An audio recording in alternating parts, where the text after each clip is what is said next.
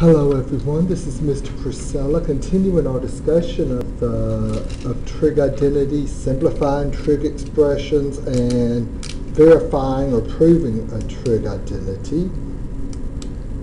We've already done quite a bit of work with these, so today there's no real new material, just more examples and so forth. If you look at a paper textbook over verifying trig identities, they usually have a few hundred problems in there for you to work on, because you really can't learn this with just doing one or two. It's not like doing the quadratic formula where, okay, after you've done the quadratic formula one time, it's just the same thing over and over again. So let's see what's our first problem we're going to do. Okay, so this one, we saw some instructions like this on our last lesson.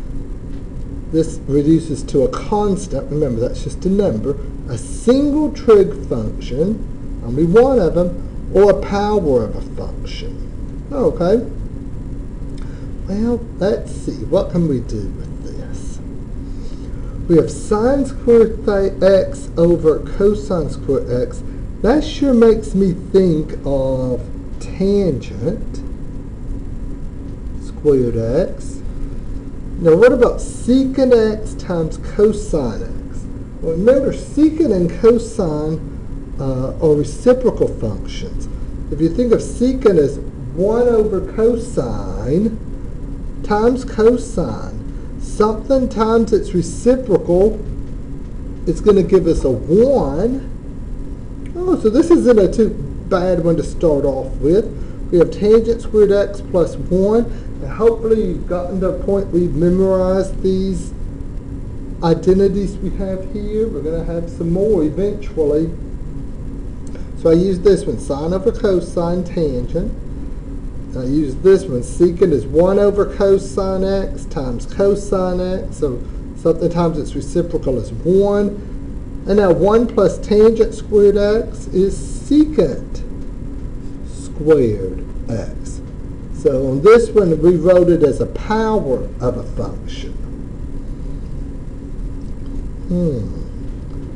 Number 2, just to simplify the expression.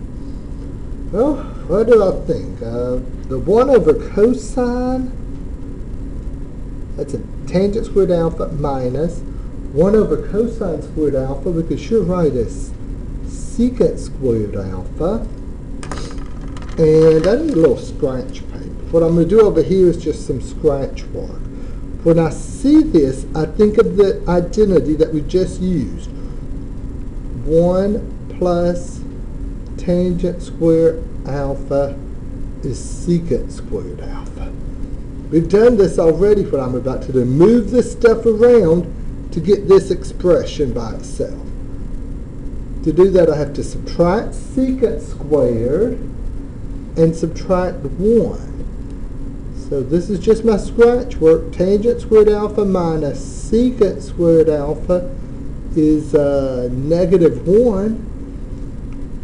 So once you get to this point, you just say equals negative 1.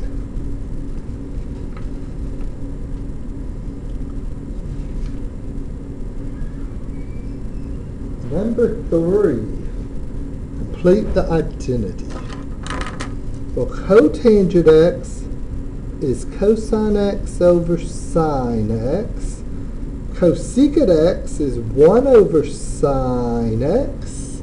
Oh, there's no exponents. I'm just thinking, what can I do? Write it in terms of sine and cosine. Once we get this complex fraction like that, we've already started this turning out the light business.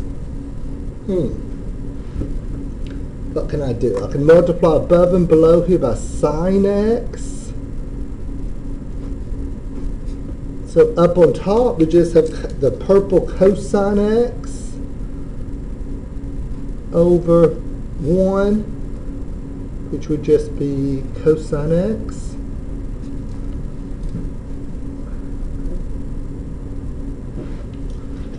Let's see, what's next?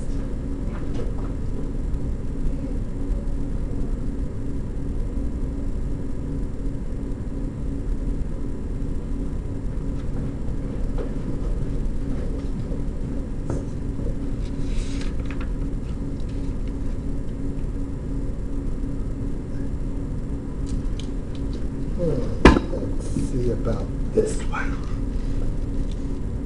Well, oh, it's a lot of choices. What, 8 choices? When I look at this, that negative cosine squared beta plus 1 brings to mind this identity. This is just scratch work. Sine squared beta plus cosine squared beta equals 1. I'm going to move the stuff around to get negative cosine squared beta plus 1 by itself. So we'd have sine squared beta is negative cosine squared beta plus 1. That's the same as 1 minus cosine squared beta, which is sine squared beta on top. Okay, negative cosine squared beta plus 1 is sine squared beta. We still have that minus sine beta on the bottom. So positive divided by negative is negative. Cancel one of the sine betas. So we'll be winding up with a negative sine beta.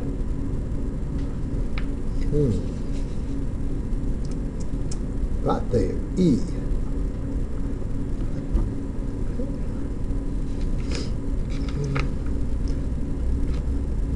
Notice we don't really have any new identities to work with. We're just working with the same identities that we've been working with. Okay, these right here. Okay, so we want to simplify this. Well, if we look at our answer choices, everything is in terms of either cotangents, cosecants, or tangents and secants. Well,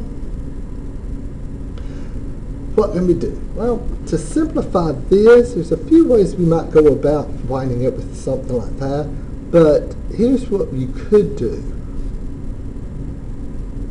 If you wrote everything in terms of sine and cosine, that secant is 1 over cosine alpha.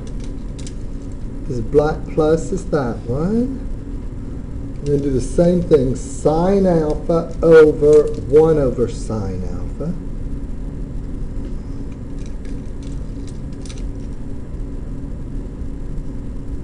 And well, you can simplify all of this. Like right here, you just multiply above and below by blue cosine alpha. So you have cosine alpha times cosine alpha. That's going to be a cosine squared alpha plus what? That's sine alpha over 1 over sine alpha. Can we do the same little trick? Multiply above and below by sine alpha. So we just have sine squared alpha, which is what? Well, hopefully you recognize that as the first Pythagorean identity. Sine squared alpha plus cosine squared alpha is a 1, but that's not one of the answer choices. So what we have to do is ask ourselves, which one of these 4 equals 1? See, if you would just simplify, I think we did one like this on the last assignment. And in case you haven't figured out this bizarre way I speak, if I say, I think we did one of those on the last assignment, that's my way of saying, we did one of those on the last assignment. Okay? So, which one of these equals 1? If you were just told reduce this, here it is. So this is sort of, you've got to be given these. It's not like you're going to just up and decide to rewrite this like one of those. So what it's saying is this stuff equals 1.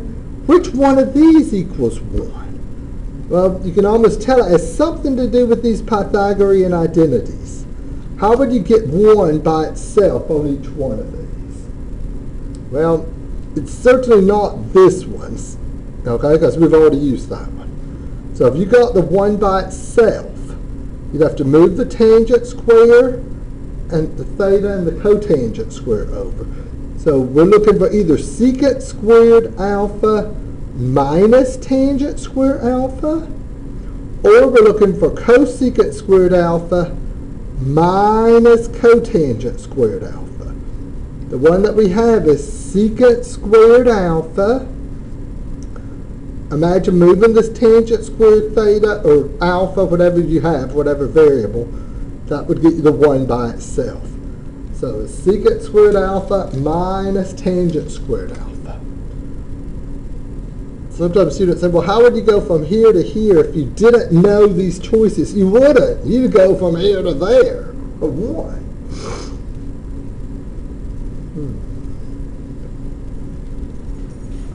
Now,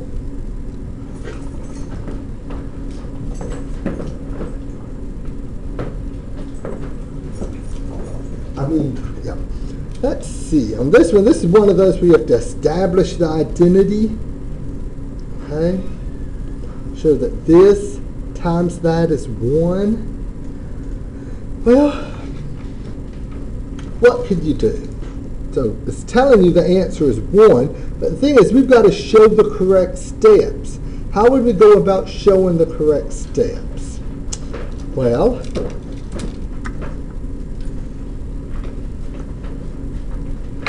see if I have room to do it right here. How would we get a 1 there? Well, if we think of tangent as sine squared theta over cosine squared theta.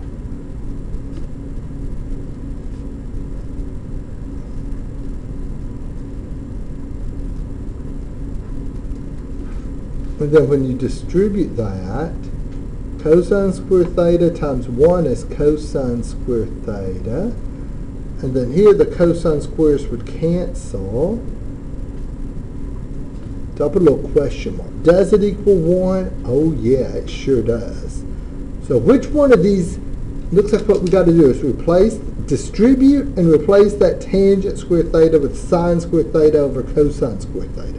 Now remember, when they do this step, sometimes they leave steps out. Now, the answer is certainly not B.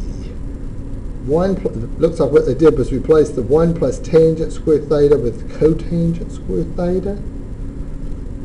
It's certainly not C. Let's see, like A. What they did, if you look closely, the way they did that, if I make little marks like this, see, they do that. And then how did they go from here to here? Well, they didn't actually show this substitution. Replace tangent squared theta with sine squared theta over cosine squared theta. And then when you multiply those, cosine squared thetas cancel. But it's this one, even though, again, they're skipping some steps. A crucial step was replacing that tangent with sine squared theta over cosine squared theta, but they didn't really show that here.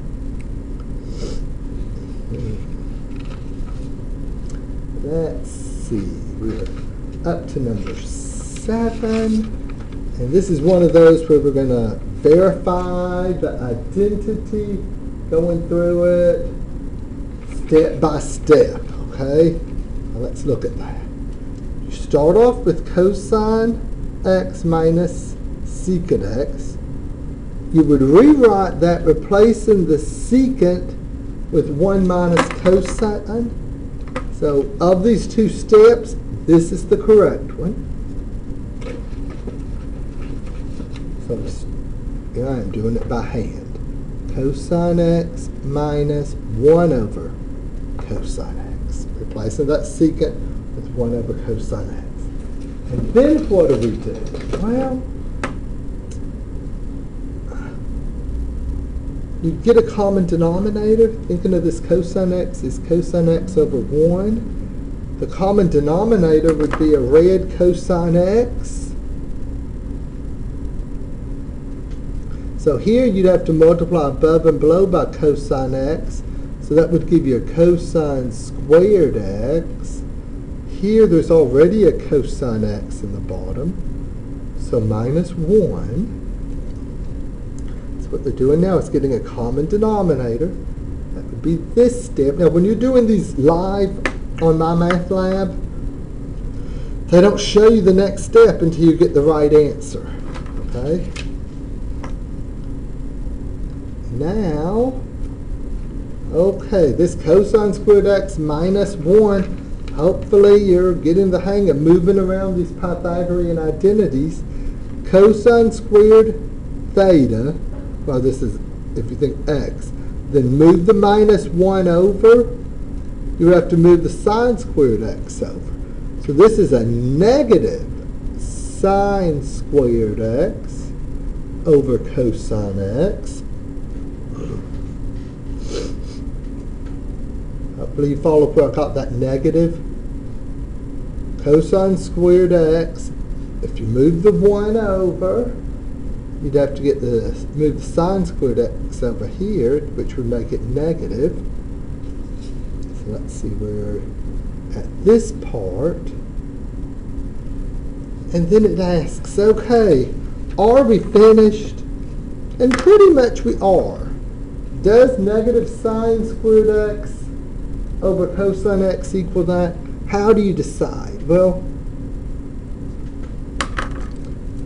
if we think of that sine squared x as sine x times sine x over cosine x, take one of those sines and go sine x over cosine x is tangent x. So we have a negative sine x tangent x. Yes, those are equal.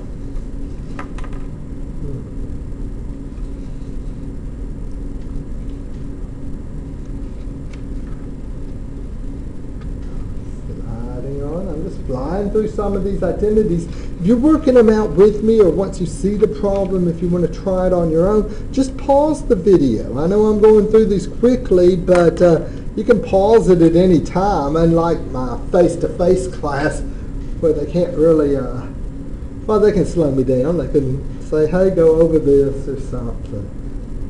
That's the difference between online and face-to-face. Now let's see, complete the identity, and cosine to the 4th x minus sine to the 4th x. Well, you don't really need those parentheses around the x. What we could do here, if you look at the answer choices, there's some squares in them. Well, I'm going to think of that as factoring a difference of squares. Do you remember how to factor? What I'm doing now is factoring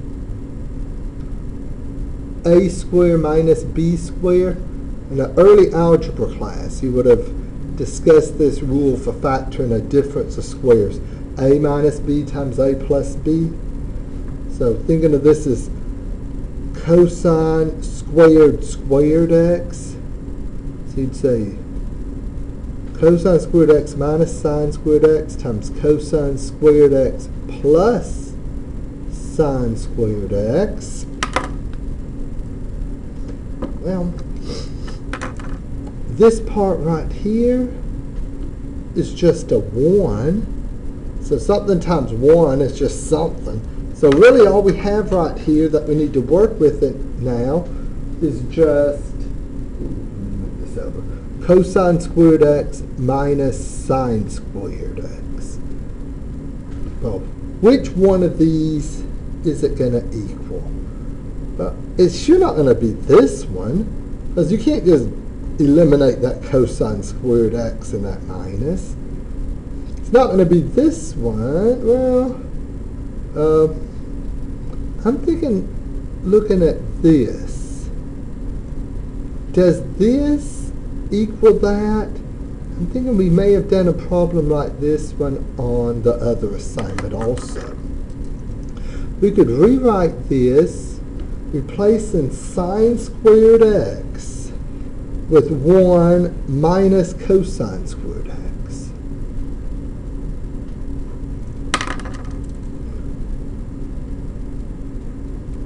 So you might distribute that minus.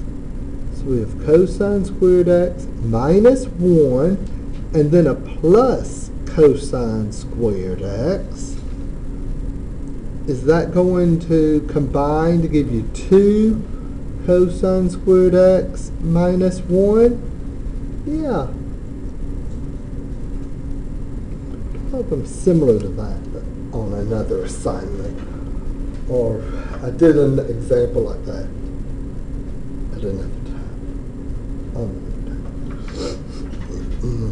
Now this 2x's here, we'll discuss double angles later on, okay? And at that point you're going to learn that this is a double angle identity, and we'll discuss what the heck that means. So after we've done a couple more assignments, if you listen to this, it'll make sense what I'm talking about, the double angle identity. Just sort of flying through this.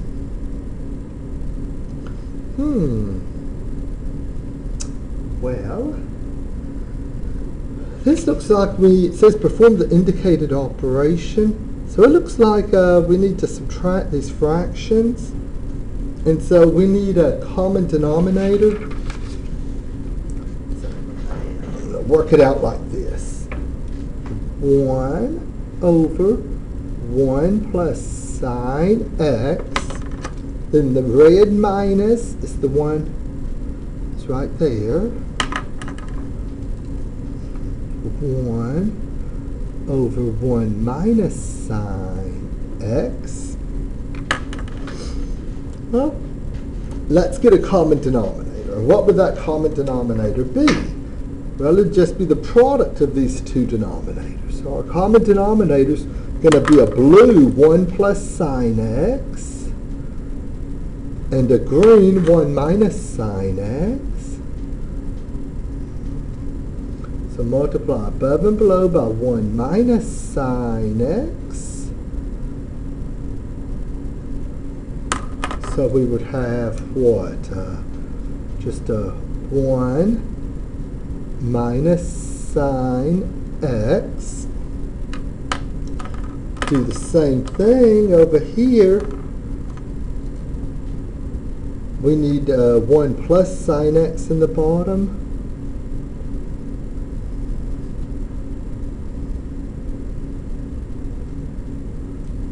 Now be careful when you distribute. This minus needs to be distributed through that too. You're not distributing a positive one, distributing a minus. Or if you want to distribute the 1 and then later distribute the minus. When I did a problem very, very much like this in the other assignment, that's what I did.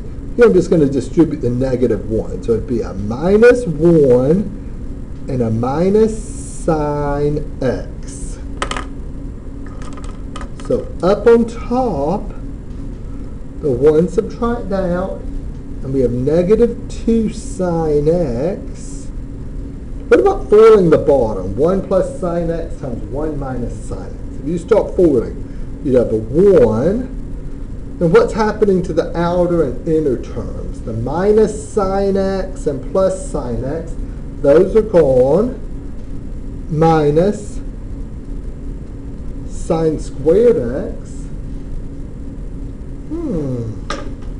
So on top we have a negative 2 sine x. On the bottom, 1 minus sine squared x. That would be a cosine squared x.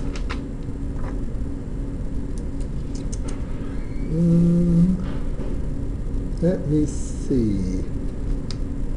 Oh, I think we can stop right there. I was about to split the cosine squared x up into cosine x, and do the tangent and secant, but negative 2 sine x over cosine squared x.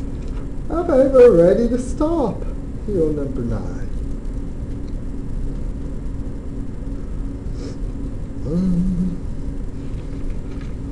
What about number 10? It says multiply and simplify. Okay, so just distribute this stuff out, and then probably write everything in terms of sine and cosine. If I distribute this out, here's what I'd have. Sine x, cosine x, tangent x, then a plus sine x, cosine x, cosecant x. Now go and write everything in terms of sine and cosine. That's what I would try doing.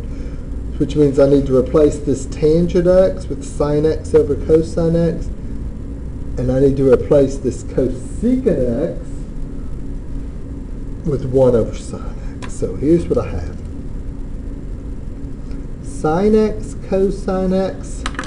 In place of the tangent x, I'm writing sine x over cosine x. Those cancel. Plus sine x, cosine x. Think of cosecant as 1 over sine x. So this is all multiplication, so you can cancel that and that. So what are we getting here? I was thinking it was going to simplify down to sine squared x plus cosine squared x, but I don't think so. It's just sine squared x plus cosine x. By the way, I should have already mentioned this. For these where you have to type in the trig function, don't use capital letters, and also never hit a space key when you're typing stuff in to my math lab. If you had me or my brother for college algebra, you would have heard us saying that. When you're typing in something in my math lab, don't hit space keys. Also, don't hit. Also, don't use capital letters. Only lowercase letters.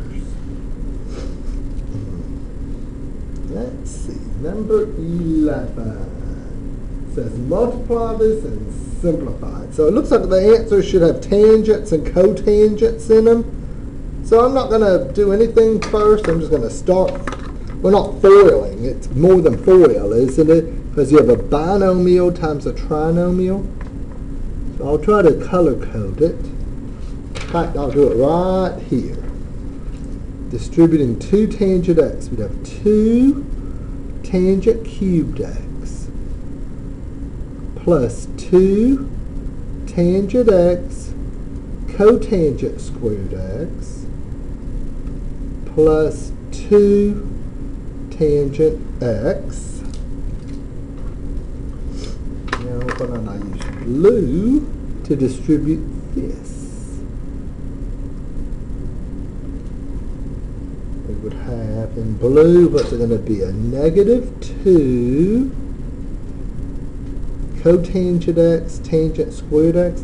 I guess it's the way I wrote tangent. I'm going to write this as negative 2 tangent squared x cotangent x, then a minus 2 cotangent cubed x, and a minus 2 cotangent x.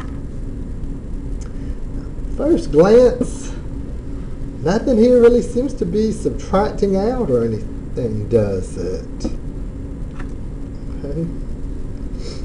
But it should, based on what we have here, it looks like it should simplify down to just 2 terms.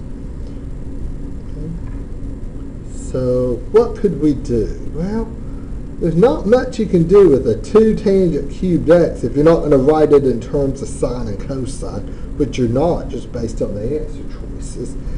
But what about these that have the tangent and the cotangents in them?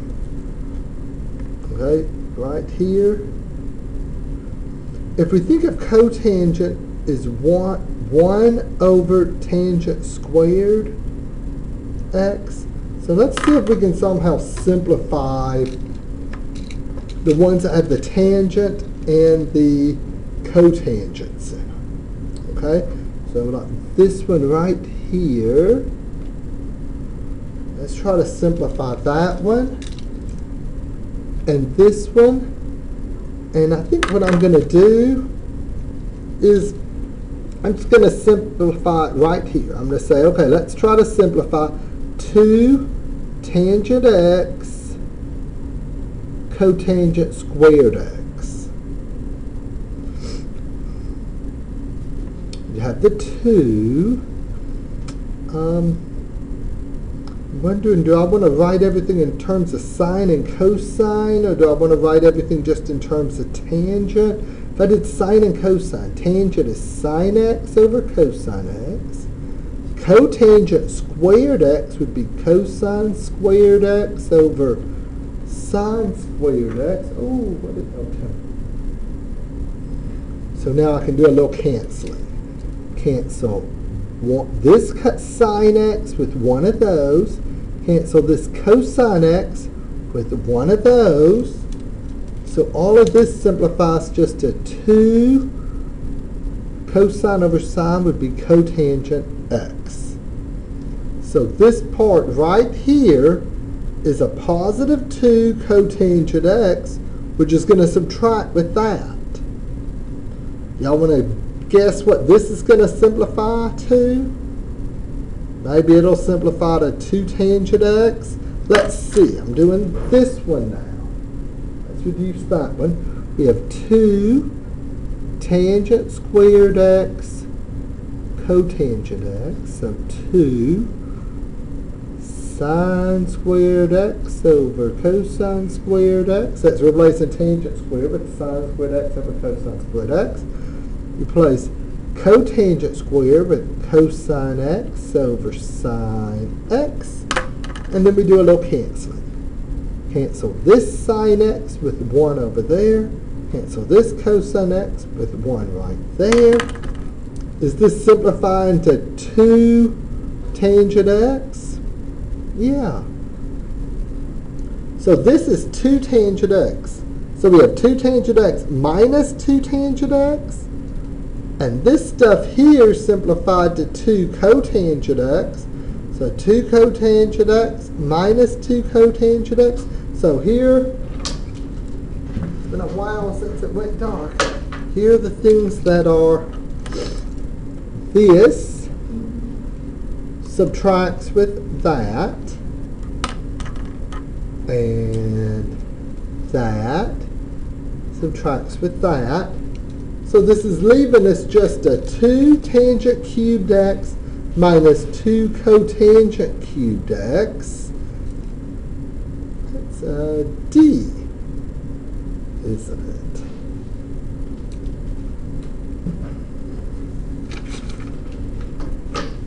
Oh, well, this one's not that hard, is it? Let's see. I think you're just going to do some canceling. I can cancel this sine x with one of those. So this exponent of 4, can y'all read that? The exponent of 4 is actually going to be an exponent of 3.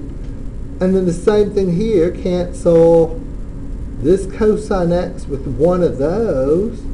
So here's what you're going to have. On top you have a cosine cubed x because you canceled one of the cosines. On the bottom you'll have a sine cubed x because you canceled one of the sines. That's cosine over sine is cotangent.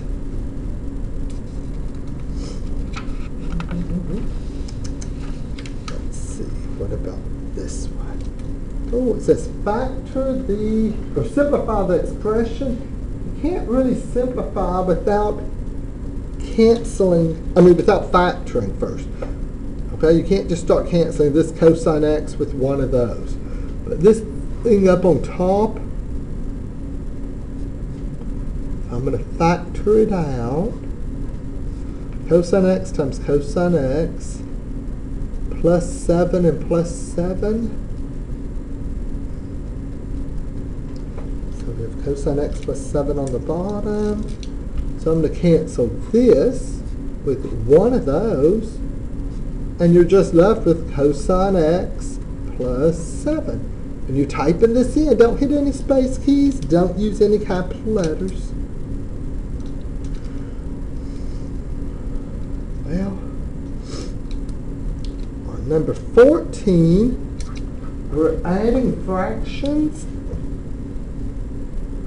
In order to add fractions, you got to get that common denominator.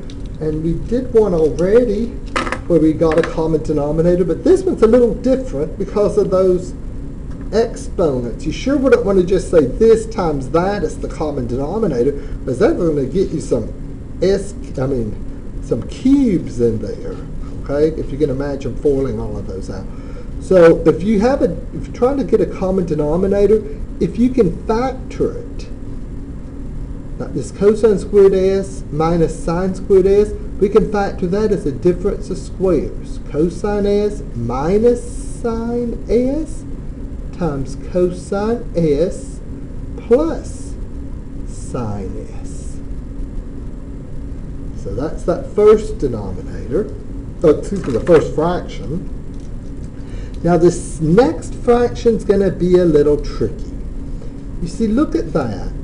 This is sine s minus cosine s. If it were cosine s minus sine s, then it would be the same factor right here, and this would be the common denominator. So the natural question is, how can I rewrite this so that instead of sine s minus cosine s, I have cosine s minus sine s? Well, in a previous algebra class, I know we do it in intermediate algebra here, if I want to reverse the order of those terms and write it as cosine s minus sine s, if I just multiplied above and below by -1, so up on top, I'd have a -1. Now, if I multiplied down here by -1, that would give me a negative sine s and a plus cosine s.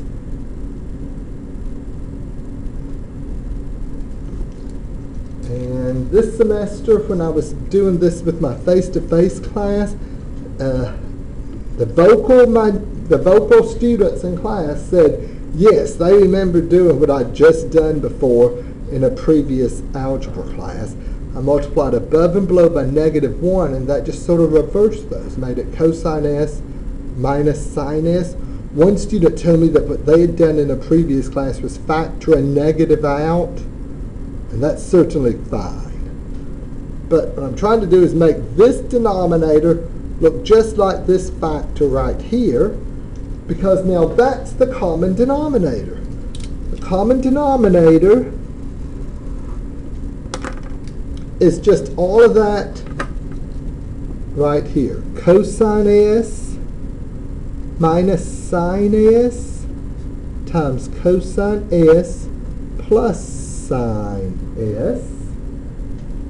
And this first fraction already has that common denominator, so a 4. Over here, however, what's missing? It has the cosine s minus sine s. It doesn't have the cosine s plus sine s. So in this messy fraction, you're having to multiply above and below by, I'm going to write it like this, multiplying above and below by cosine s plus sine s. Now don't subtract the 4 and 1. You distribute this. So up on top we have a 4, then a minus 1 cosine s, and a minus 1 sine s. So let's see. Oh, look at how they, I was saying minus 1, maybe I should have written it.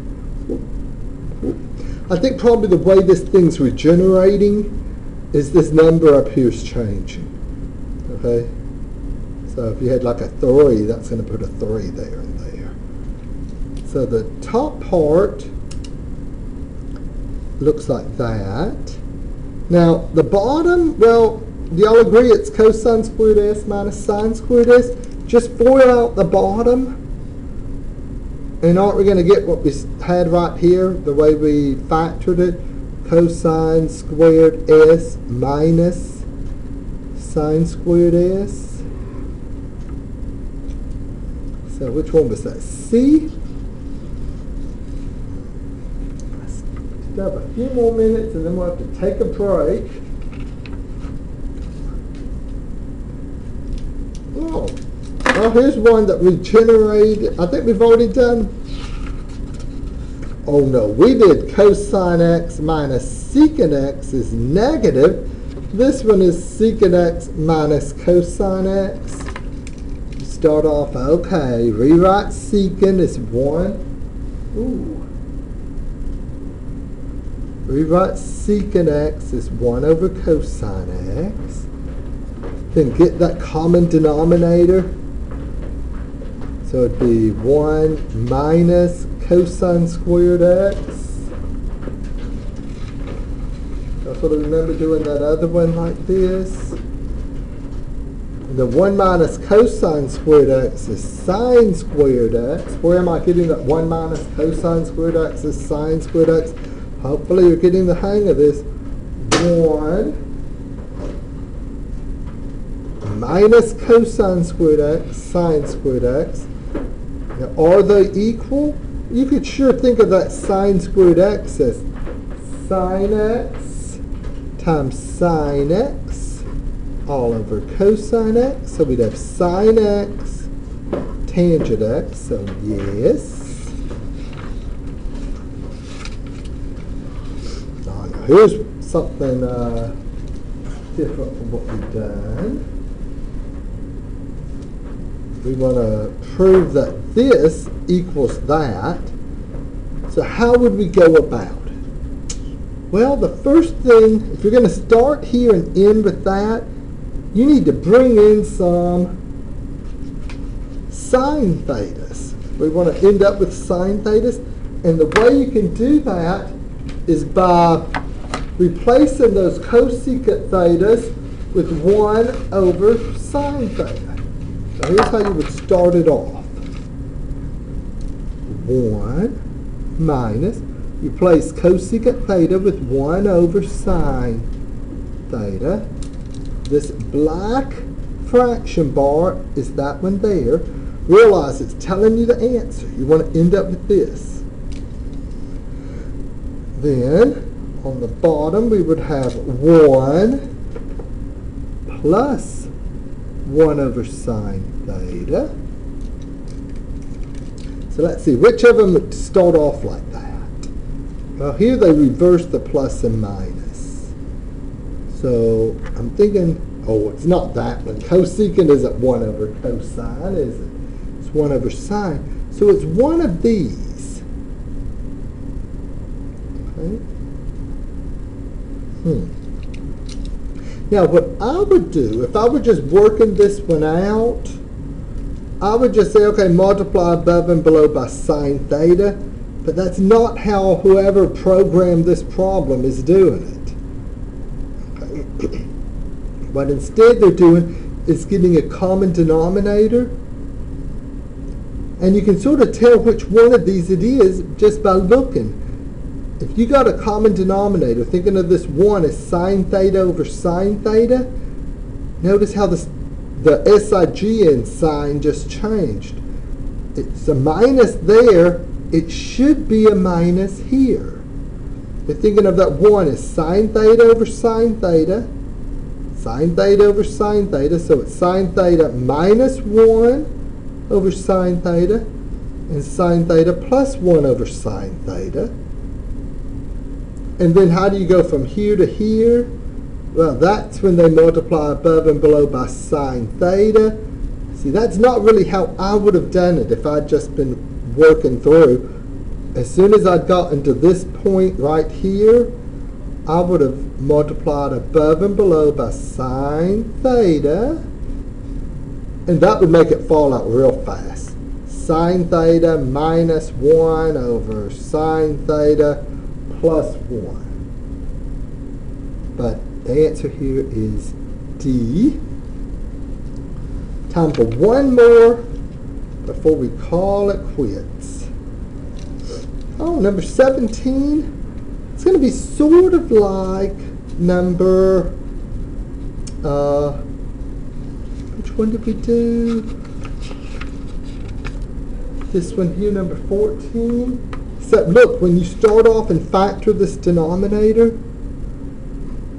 factor cosine squared x minus sine squared x, that's cosine x minus sine x times cosine x plus sine x. Notice you're not going to have to actually change anything in the sense this one is already cosine x plus sine x, so you don't need to multiply above and below by a negative 1. To get a common denominator, you need a cosine x minus sine x. So I'm multiplying above and below just by cosine x minus sine x. I ran out of room. Ooh. So here it all is. Notice we now have two fractions with the same denominator. If you FOIL those denominators out, it's cosine squared x minus sine squared x. We have a black 4. Oh. Then distributing that positive 5 plus 5 cosine x minus 5 sine x. And I don't see it. It's got to be one of those. Oh yeah, here it is. That's what I had. They wrote the negative 5 sine x first, plus 5 cosine x plus 4. And we're out of time here. So there's still a few more I want to do, so I'll do those after the break. Okay, so we'll take a short break and then we'll come back and I'll finish this up. Okay, it would be a really good idea perhaps if what I'm doing here is just printing out my homework. You might want to do that when you're watching the video. Print out your homework and after that go through and sort of be going through it with me as I'm doing it, because you should have homework problems similar to the ones I'm doing right here. Okay? Thank you, and I'll speak to you in a little bit after the break. We're taking a short break now.